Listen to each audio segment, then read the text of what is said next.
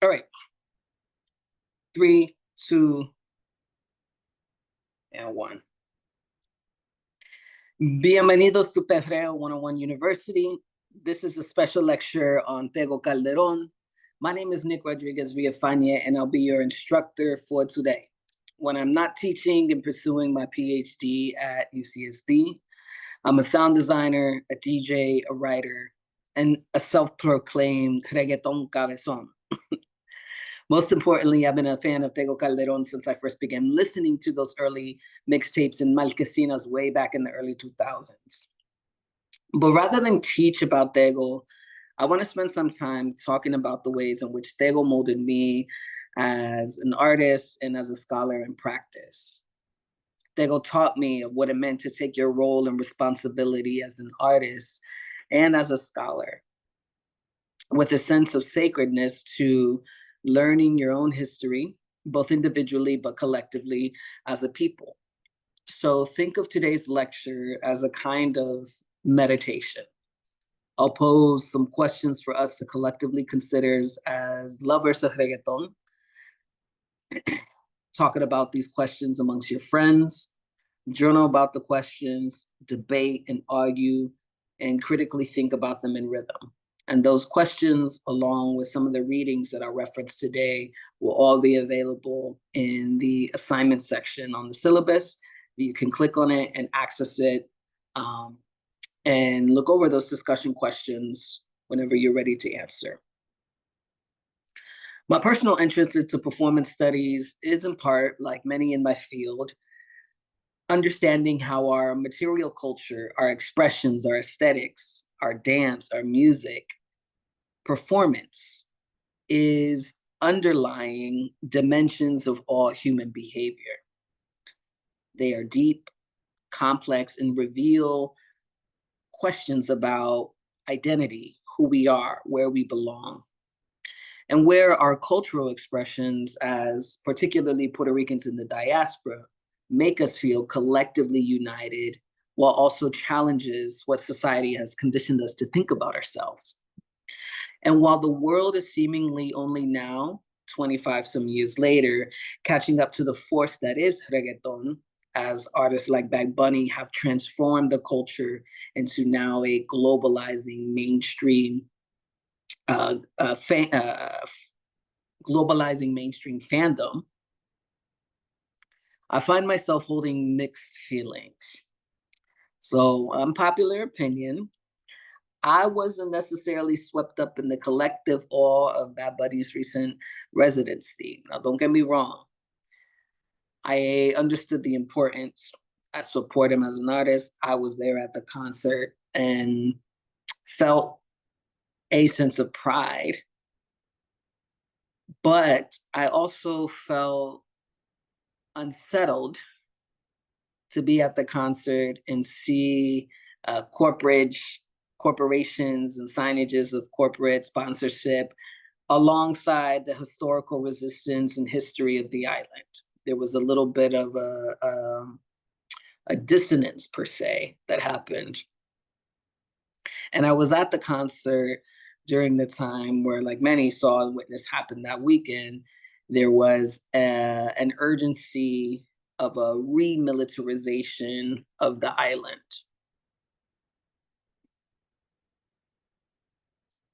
And I felt the sense of coloniality in that moment to be very present. And yet, perhaps this is the tension of being a Boricua in the diaspora, or just being Boricua in general. I understood what it meant for so many to finally feel seen, to feel the pulse of the diaspora vibrating in real time. But I've witnessed other artists do that as well, and other artists who have built the bridge long before it was celebrated. And I remember when reggaeton first exploded, before social media, before the internet reshaped how we create, share, and perform culture. Back then, it felt a little bit more raw, it felt communal, it felt rooted in place before it became necessarily content.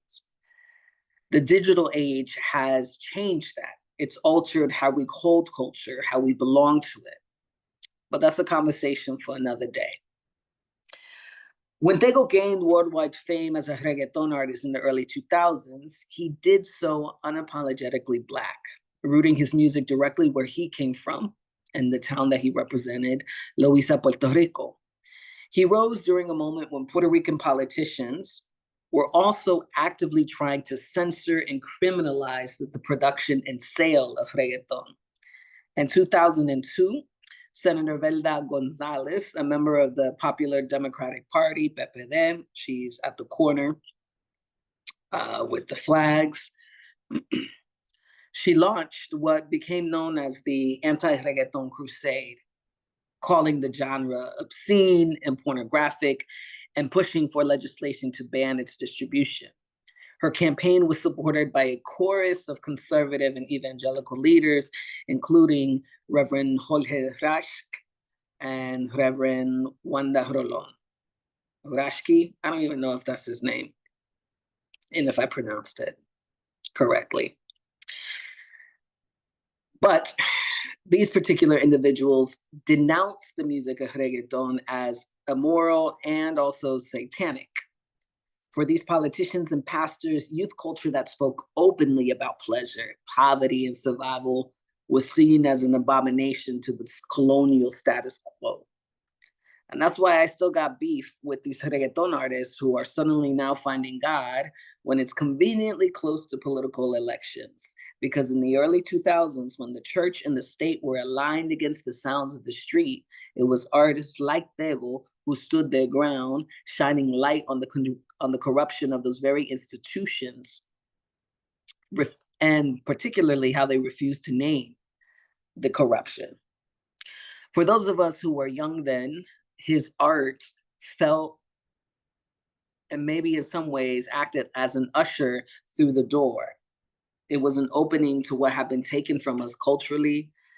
And if you were a Boricua in the diaspora, his reggaeton reconnected us to our dignity, to our swing, to our noise. And I think in some ways, reggaeton currently is missing that heart of a griot.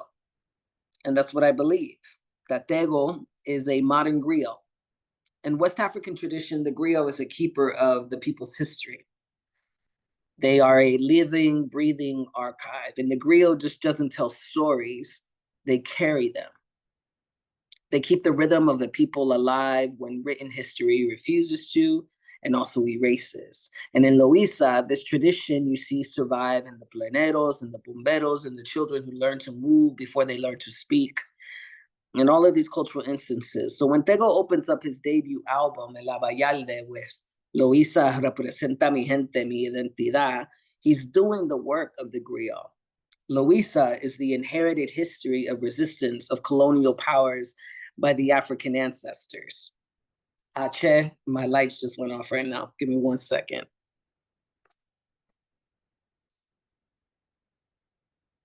Y'all saw that happen. Listen, hay algo pasando aquí, hay algo pasando. When Tego opened his album, El Abayalde, with Loíza representa mi gente, mi identidad, he's doing the work of the griot. Loíza is the inherited history of resistance of colonial powers by the African ancestor, and he is rooted firmly as a direct descendant. And his video and song Loíza, one of his most powerful visual and sonic testaments to his place, the video opens up not in the glitter of San Juan nightlife, but in the daylight of Loíza streets, elders playing dominoes, kids dancing barefoot, murals of ancestors watching over. The camera you see lingers on the community and not the celebrity itself. And this was never about escapism into material wealth. It was about presence, community, presence with people. Performance studies scholar Diana Taylor writes in her 2023 book, Presente, that presence itself depends on various contexts. It could be an act, a word, an attitude. Presente can be understood as a war cry in the face of nullification, an act of solidarity as in responding, showing up, standing with. It's a commitment to witnessing, a joyous accompaniment, present among, with, and to, walking and talking with others, an ontological and epistemic reflection on presence and subjectivity as process, an ongoing becoming as opposed to a static being. It's participatory and relational. It's founded on mutual recognition. It's a showing and display before others. It's a militant attitude, a gesture, or a declaration of presence. And so much of Tego's work is an enactment of this type of presence, of being presente, that living declaration that refuses disappearance. His performances insist on showing up for the people and the places that are erased by colonial neglect. And he embodies that very militant relational presence Taylor describes. Every verse, every drum beat is a gesture of that accompaniment, of that call to witness and to be witnessed.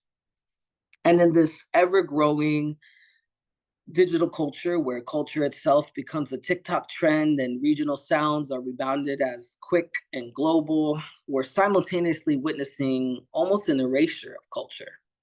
What once belonged to the specificity of the barrio, the bate, the neighborhood jam, is now being remixed without any of its memory.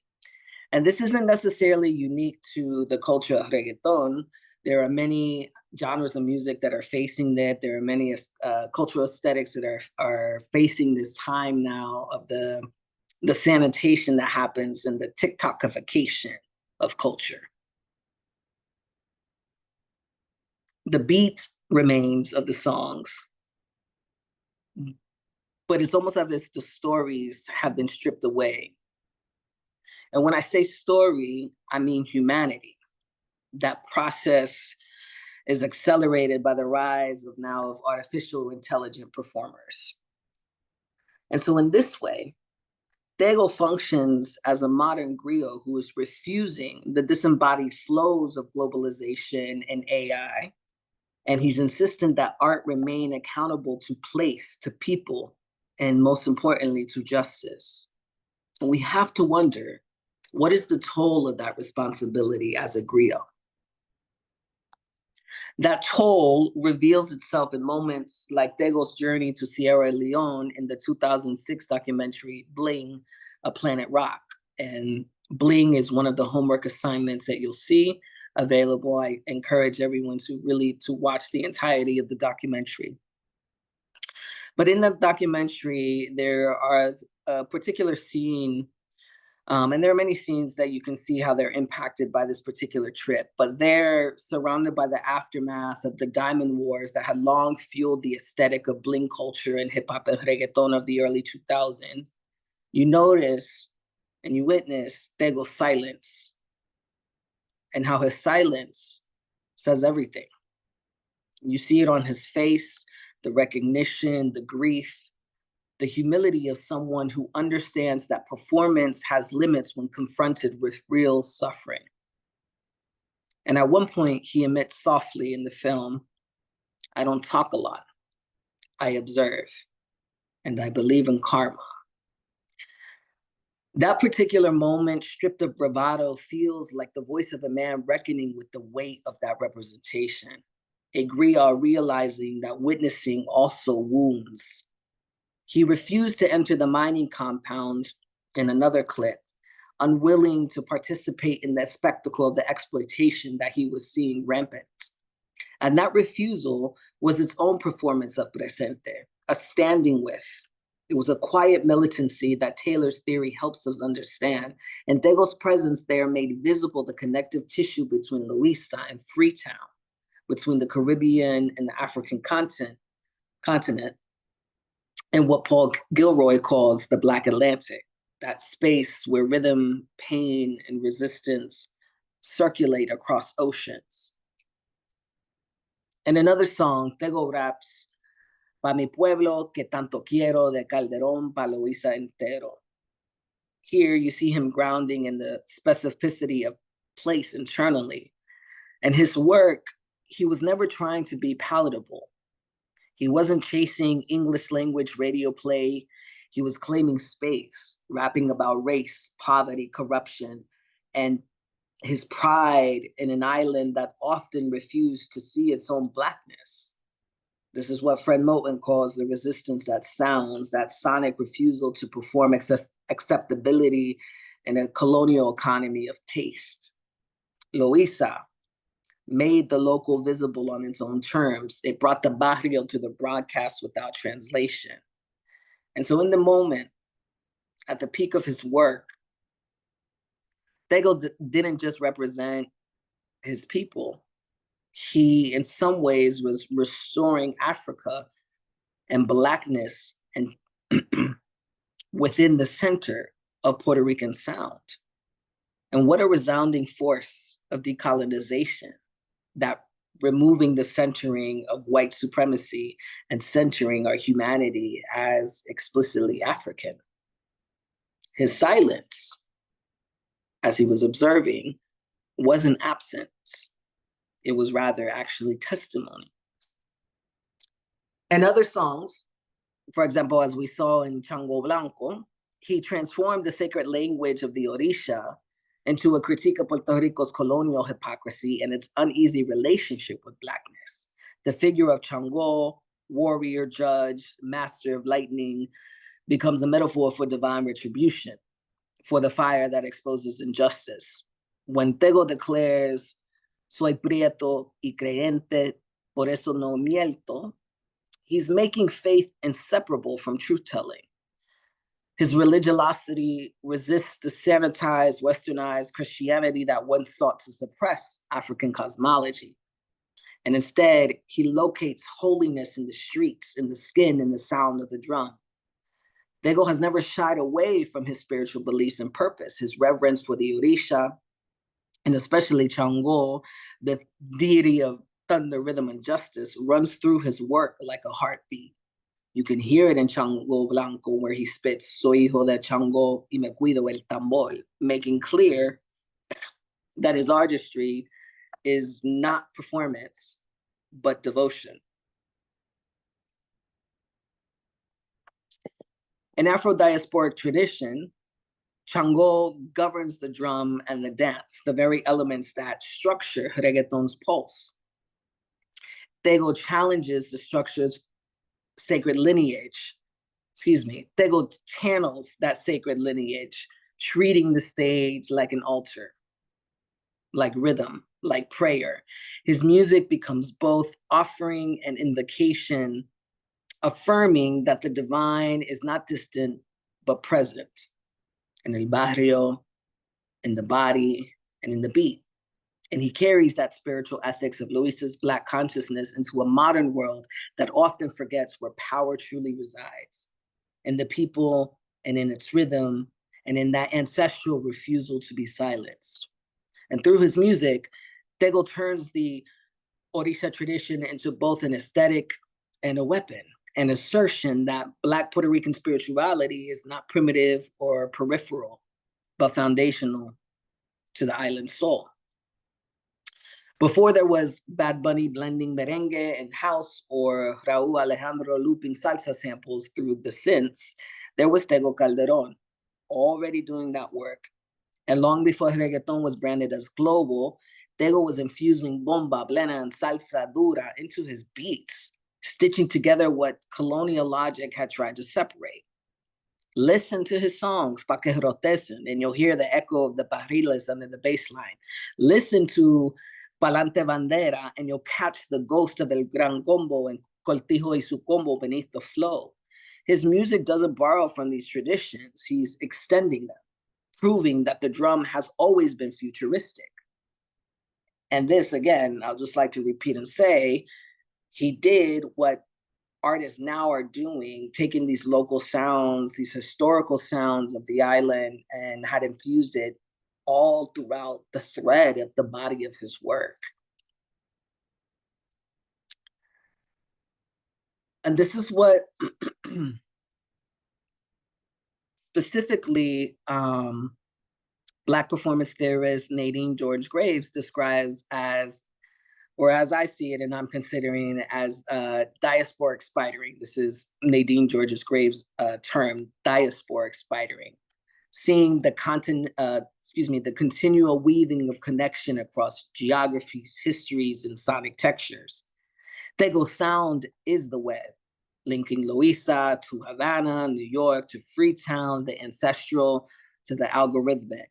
He performs diaspora not as nostalgia, but as the specific motion, the living process of re-remembering through his rhythms.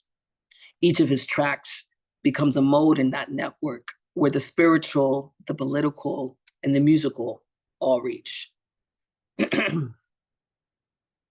Tego's artistry reminds us that diaspora is not a metaphor. It's a pulse.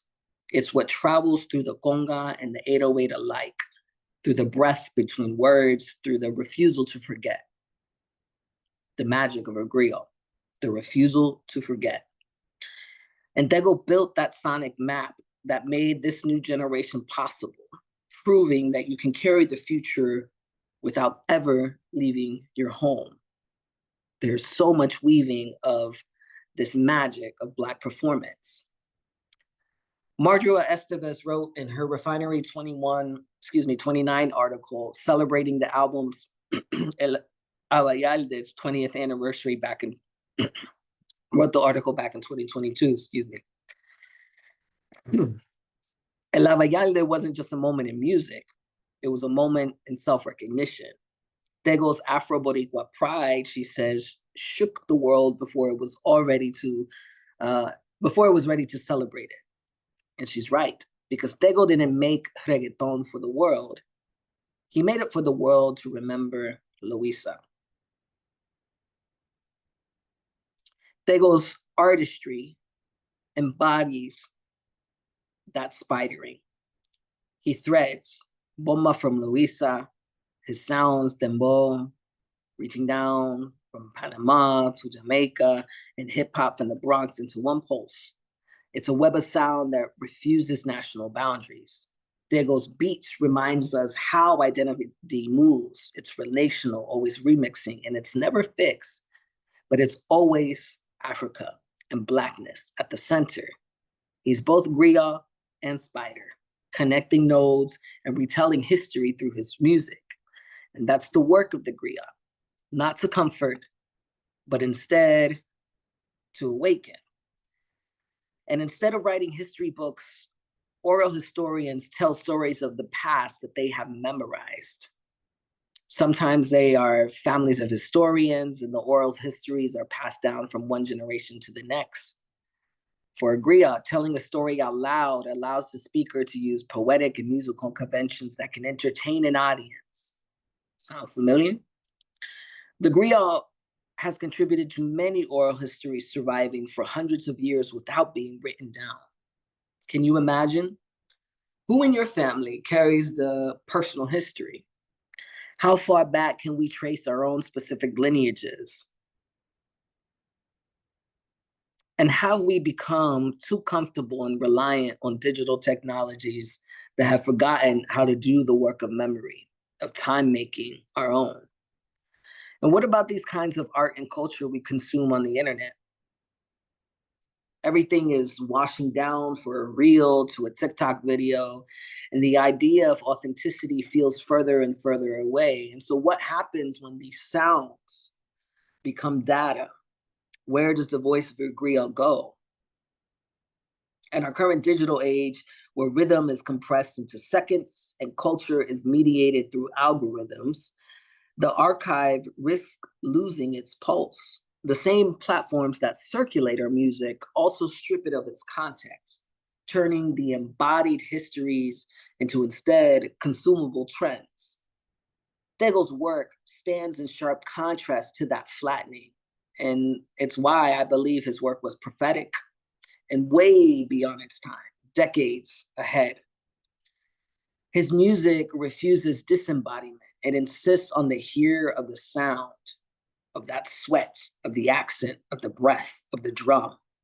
His sonic archive is not optimized for reality, it's tuned in for recognition.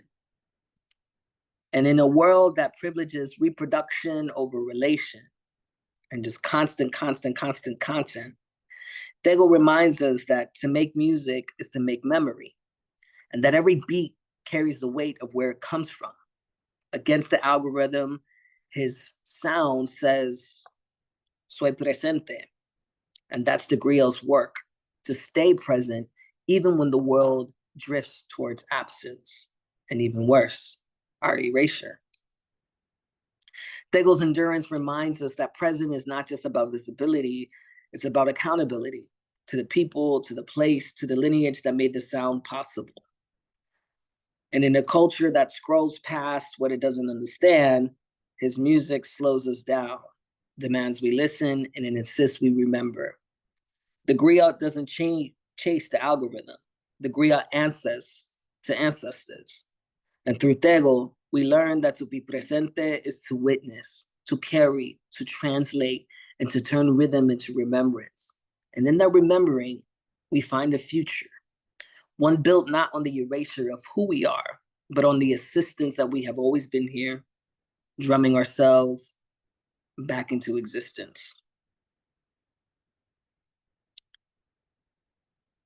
And if the griot if the griot preserves memory through rhythm, then maybe our work as listeners, artists, and scholars is to remember out loud, in presence with each other. And when governments are eliminating the arts and attack education, remilitarizing the islands, we should be actively revolted. And our music should reflect the times and perhaps also provide an answer of where we go forward. And this digital moment when algorithms are replacing archives and visibility replaces vision, artists like Tego remind us that sound can still hold truth. He showed us the ways music rooted in place can move the world without losing its soil. And I feel like that's what we're missing today. Not talent per se, but tether. Not virality, but a unique voice. To bring reggaeton back to its time is to bring it back to its community, to the intimate circles, to the stoops, the marquesinas that birthed it, to remember that behind every beat, there's an ancestor. And behind every rhythm, there's a record of survival. And that's the griot's gift, to remind us that we have always known how to sing ourselves free. So where do we go from here? As reggaeton grows larger and becomes more of a globalizing force, I would love to see the return of some of that heart. So for the discussion questions that we have listed out today, I want you all to excuse me, take into mind, this ain't polished, but this is a live lecture. This is how we doing it. It's like y'all are in here with me. As you're going through the questions on the handout, I want you to think specifically about your favorite reggaeton songs. What roots you to that particular song? What does that song remind you of? Do you find other artists in contemporary times doing the invocation of that ancestral work as actively or as presently as Tego did within his own work? The other questions on that particular handout are other kinds of meditations that I want you all to take your time with. Talk about it amongst your friends, test each other, read the answers aloud to each other. But I thank you for your time, and I hope you can leave this particular syllabus with a deeper appreciation for the artist that is Tego Calderon, and how crucial his work was for cementing the revolutionary legacy and the power of this particular genre of music and the power of this cultural force. Thank you, and have a wonderful night.